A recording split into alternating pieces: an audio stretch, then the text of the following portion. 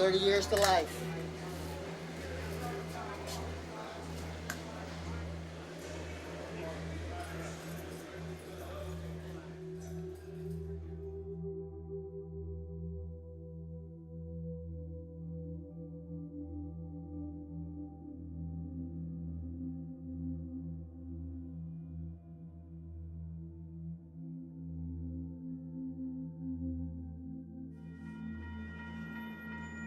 In 1992, a repeat offender murdered 18-year-old Kimber Reynolds outside of a popular restaurant in Fresno, California.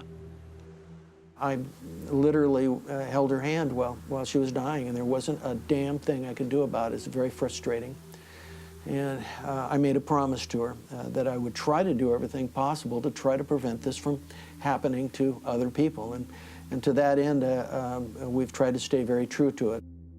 In his grief and frustration, Reynolds launched an effort to put a voter initiative on the 1994 ballot in California.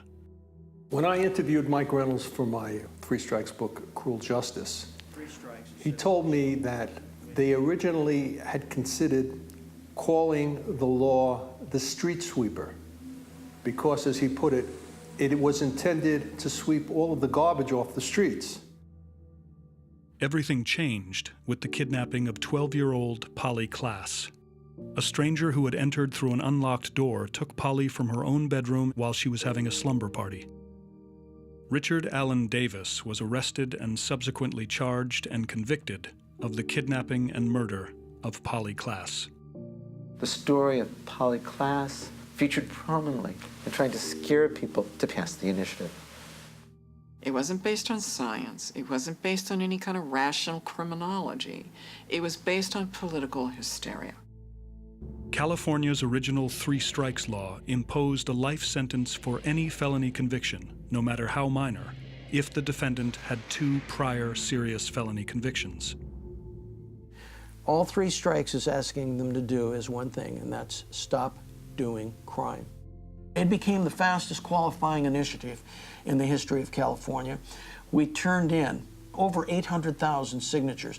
So it not only qualified, but it qualified in a big way.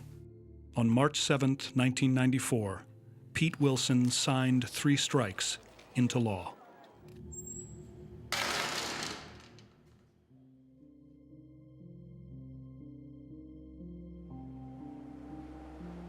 On July 30th, 1994, Jerry Dwayne Williams was arrested at the Redondo Beach Pier for taking a slice of pizza on a truth or dare from a group of children ages 7 to 14. He faced 25 years to life under the Three Strikes law.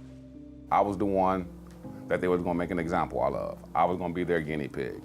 Whether it was right or wrong, I was going to be their test case.